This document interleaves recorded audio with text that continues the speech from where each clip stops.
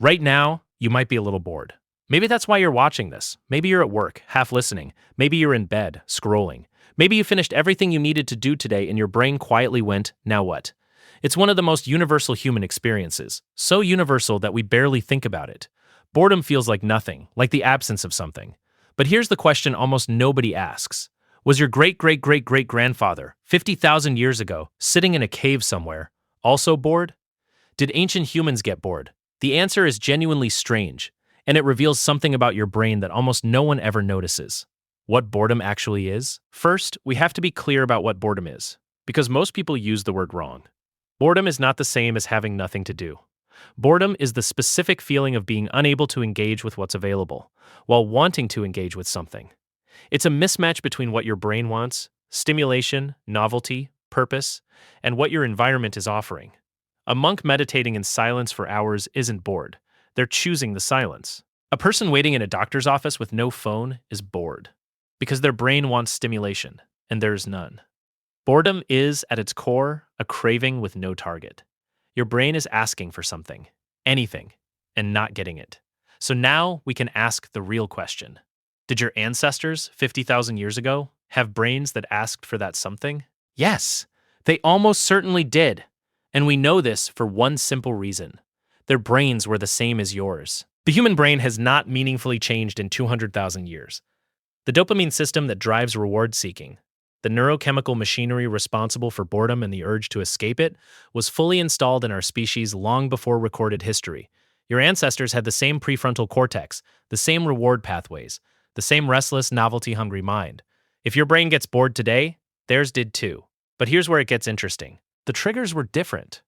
The environment was different. And the way they handled it. That's where the real story is. You might assume ancient humans were too busy surviving to ever get bored. Constantly hunting, constantly running from predators, constantly fighting for existence. That assumption is wrong. Anthropologists studying modern hunter-gatherer societies, groups like the Hadza in Tanzania or the Kung in southern Africa, whose lifestyles closely mirror those of our distant ancestors, have found something surprising.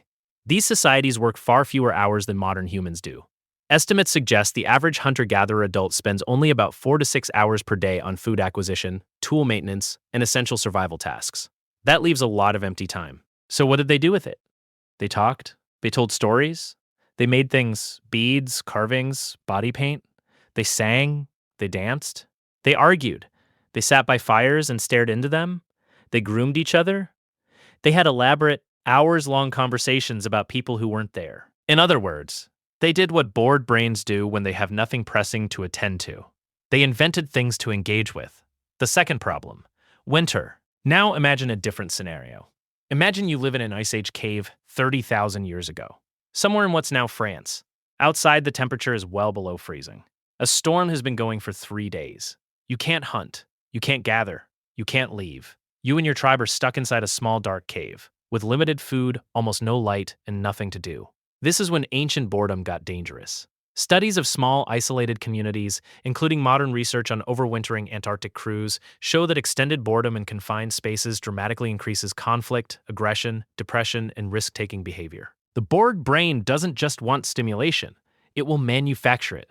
Through arguments, through fights, through reckless decisions made specifically because they're interesting. The same impulse that makes you pick a fight with someone on the internet when you're bored at 11 p.m. is the impulse your ancestors had to manage in a cave with 12 other people for 3 weeks straight. And we know they figured out how to manage it, because they survived. What boredom created? Here's the part that changes how you think about your own boredom. A lot of what we now call human culture appears to have emerged from people who had time on their hands and minds that demanded engagement.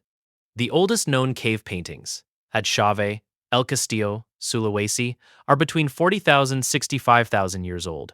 Someone, at some point, sat in the dim light of a cave during a long cold season and decided to grind pigment and press their hands against a wall. Not because they had to, because they wanted to. The earliest carved figurines, like the Venus of Hohlefels, are roughly 35,000 years old. Someone carved a piece of mammoth ivory by firelight, over weeks of patient work, for no survival reason at all. The first musical instruments, bone flutes, found in Slovenia and Germany, date back at least 40,000 years. Someone took a hollow bird bone and figured out how to make it sing. None of this was necessary for survival. All of it was the human brain doing what it does when it gets bored, inventing meaning where none existed. In a very real sense, boredom created art. So why does modern boredom feel so much worse than it should? You have infinite stimulation in your pocket, endless content, constant novelty, and yet many people today report feeling more bored more often than ancient humans likely ever did.